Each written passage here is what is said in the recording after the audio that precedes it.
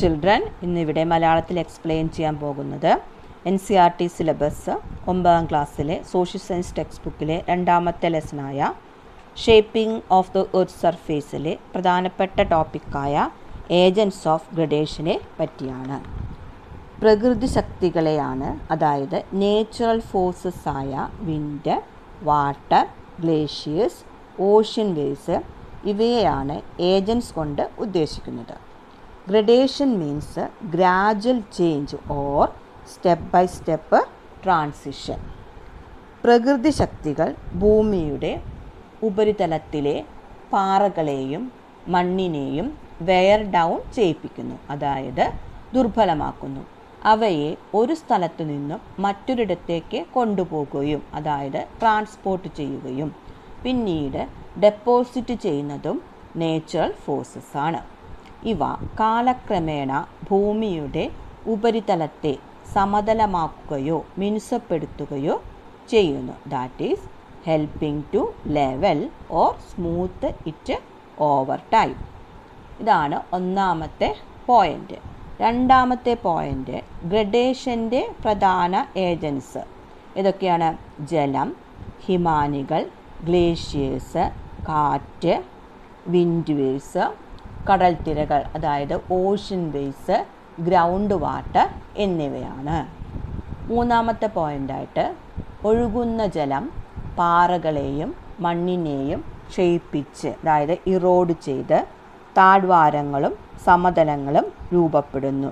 That is valleys and plains form ചെയ്യുന്നു. നാലാമതായിട്ട്, ഹിമാനികൾ വലിയ അളവിൽ പാറകൾക്കും മണ്ണിന് മുകളിലൂടെയും ഡ്രാഗ് ചെയ്യുമ്പോൾ, അതായത് നിരങ്ങുമ്പോൾ ഫ്രിക്ഷൻ ഉണ്ടാക്കുകയും അതിൻ്റെ ഫലമായി പാറകൾ തകർന്ന് യു ആകൃതിയുള്ള വാലീസ് ഫോം ചെയ്യുന്നു, അതായത് താഴ്വാരങ്ങൾ ഉണ്ടാകുന്നു. അഞ്ചാമത്തെ പോയിൻ്റ്, കാറ്റടിക്കുമ്പോൾ മണൽ ഒരു ഭാഗത്തു നിന്നും മറ്റൊരു ഭാഗത്ത് കൊണ്ടുപോയി നിക്ഷേപിക്കുന്നു. ഇങ്ങനെയാണ് മരുഭൂമിയിൽ ഭൂരൂപങ്ങൾ ഉണ്ടാകുന്നത്. For example, mountain desert is an example of that land forms in desert. Next point, അതായത് ആറാമത്തെ പോയിൻ്റ്, കടൽ തിരകൾ അതായത് സീ വേവ്സ് കോസ്റ്റ് ലൈനെ, തീരപ്രദേശങ്ങളെ ദുർബലപ്പെടുത്തി ക്ലിപ്സ്, ബീച്ചസ് അതായത് കടൽ തീരങ്ങൾ, ബേസ് ഉൾക്കടലുകൾ എന്നിവ രൂപപ്പെടുന്നു. ഇനി നമുക്ക് എന്താണ് ബേസ് നോക്കാം. ബേസ് എന്ന് പറഞ്ഞാൽ കടലുമായി ബന്ധപ്പെട്ടിരിക്കുന്ന ഒരു തീരദേശ ജലാശയമാണ് ഉൾക്കടൽ അഥവാ ബേസ്, BAYS എന്ന് പറയുന്നത്. എന്താണ് ക്ലിപ്സ്? വളരെ ഉയരമുള്ള കുത്തനെ താഴേക്ക് നിൽക്കുന്നതുമായ പാറക്കെട്ടുകളെയാണ് ക്ലിഫ് എന്ന് വിളിക്കുന്നത്. ഏഴാമത്തെ പോയിൻ്റ്, ഗ്രൗണ്ട് വാട്ടർ ചുണ്ണാമ്പ് കല്ല് പോലുള്ള പാറകളെ, അതായത് ലൈം സ്റ്റോണിനെ ലയിപ്പിച്ച് ഗുഹകളും സിങ്ക് ഹോളുകളും സൃഷ്ടിക്കുന്നു, അതായത് കുഴിഞ്ഞ രൂപങ്ങൾ. എന്താണ് സിങ്ക് ഹോൾസ്? ഭൂമിയുടെ ഉപരിതലം പെട്ടെന്ന് ഇടിഞ്ഞ് വലിയ കുഴികളോ ഗർത്തങ്ങളോ രൂപപ്പെടുന്നതിനെയാണ് സിങ്ക് ഹോൾസ് എന്ന് വിളിക്കുന്നത്. Running water, glaciers, wind, waves തുടങ്ങി എല്ലാ ഫീച്ചേഴ്സും ചേർന്ന് ഉയർന്ന പ്രദേശങ്ങളെ താഴ്ത്തുകയും താഴ്ന്ന പ്രദേശങ്ങളിൽ ഡെപ്പോസിറ്റ് വഴി നിറയ്ക്കുകയും ചെയ്ത് ഭൂരൂപങ്ങളെ തുടർച്ചയായി മാറ്റിക്കൊണ്ടിരിക്കുന്നു. ഇപ്പോൾ നമ്മൾ 7 പോയിൻ്റ് പറഞ്ഞു. ഇത് നിങ്ങൾക്ക് ക്വസ്റ്റ്യൻ പേപ്പറിൽ 5 മാർക്കിൻ്റെ essay ക്വസ്റ്റ്യനായി ചോദിക്കുന്നതിന് സാധ്യതയുണ്ട്. അപ്പോൾ എല്ലാവരും ഇത്രയും പോയിൻ്റ് നന്നായി പഠിക്കുക, അതിൻ്റെ എക്സ്പ്ലനേഷനും കൂടിയിട്ട്. അടുത്തതായി next about don't miss out topic. ഇത് നിങ്ങളുടെ ടെക്സ്റ്റ് ബുക്കിലുള്ളതാണ്. അതിൽ ഒന്നാമത്തെ പോയിൻ്റ്, ഹ്യൂമൻ സിവിലൈസേഷൻ അഥവാ മനുഷ്യ സംസ്കാരം രൂപപ്പെടുത്തുന്നത് ലാൻഡ് ഫോംസിന് പ്രധാന പങ്കുണ്ട്. രണ്ടാമത്തെ പോയിൻ്റ്, ഗംഗ, നൈൽ, ബ്രഹ്മപുത്ര, സിന്ധു എന്നീ നദികളുടെയും അവയുടെ ഫെർട്ടൈലായിട്ടുള്ള പ്ലെയിൻസ് അതായത് സമതലങ്ങളിൽ അഗ്രികൾച്ചർ സൊസൈറ്റിയും ഏർലി സിറ്റീസും രൂപപ്പെട്ടത്. അത് നിങ്ങൾ ഓൾറെഡി പഠിച്ചിട്ടുണ്ട്. Example Indus valley civilisation. മൂന്നാമത്തെ point, mountains acted both as barriers and a protector. അങ്ങനെ പറഞ്ഞാൽ മൗണ്ടെയ്ൻ തടസ്സങ്ങളായും അതേസമയം തന്നെ സംരക്ഷകരായും പ്രവർത്തിച്ചു.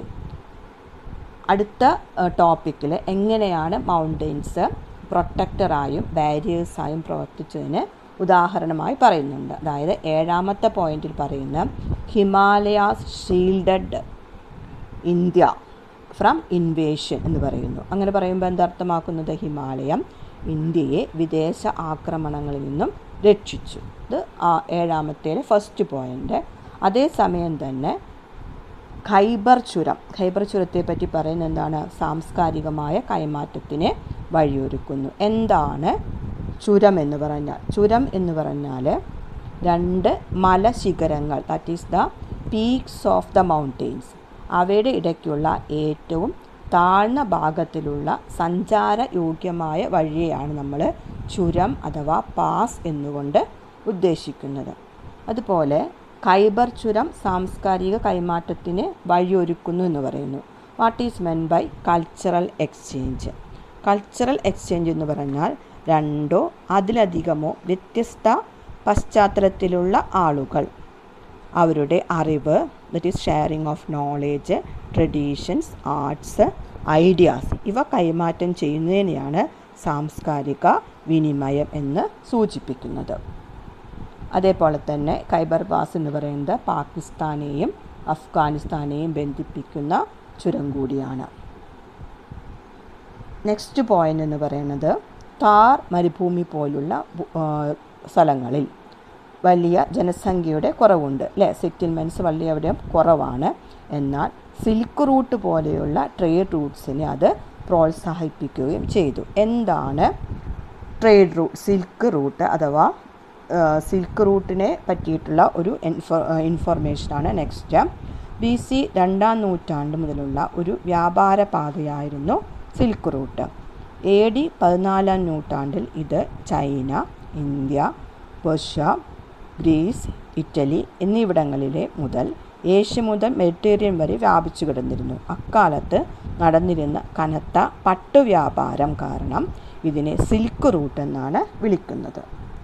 ഇതിൽ 6ാമത്തെ point, coast and harbours, that is തീരപ്രദേശവും തുറമുഖങ്ങളും വ്യാപാരത്തിനും യാത്രയ്ക്കും വിദൂര രാജ്യങ്ങളുമായുള്ള സാംസ്കാരിക ബന്ധങ്ങൾക്കും സഹായമാറി. ഇതിലൂടെ ദക്ഷിണേന്ത്യൻ രാജ്യങ്ങൾ അഭിവൃദ്ധി പ്രാപിക്കുകയും ചെയ്തു. നമുക്ക് എക്സാമ്പിളായിട്ട് ദക്ഷിണേന്ത്യൻ രാജ്യങ്ങൾക്ക് Kerala, Karnataka, Andhra Pradesh, Tamil Nadu etcetera. Last point എന്ന് പറയുന്നത് ഇന്നും യുദ്ധങ്ങൾ, ജനവാസ മേഖലകൾ, അതായത് പോപ്പുലേഷൻ സെറ്റിൽമെൻറ്റ്സ് വ്യാപാരത്തെയും സാംസ്കാരിക വളർച്ചയെയും ഭൂമിയുടെ ഫിസിക്കൽ ഫീച്ചേഴ്സ് ആഴത്തിൽ സ്വാധീനിച്ചിട്ടുണ്ടെന്ന് ചരിത്രം തെളിയുന്നു.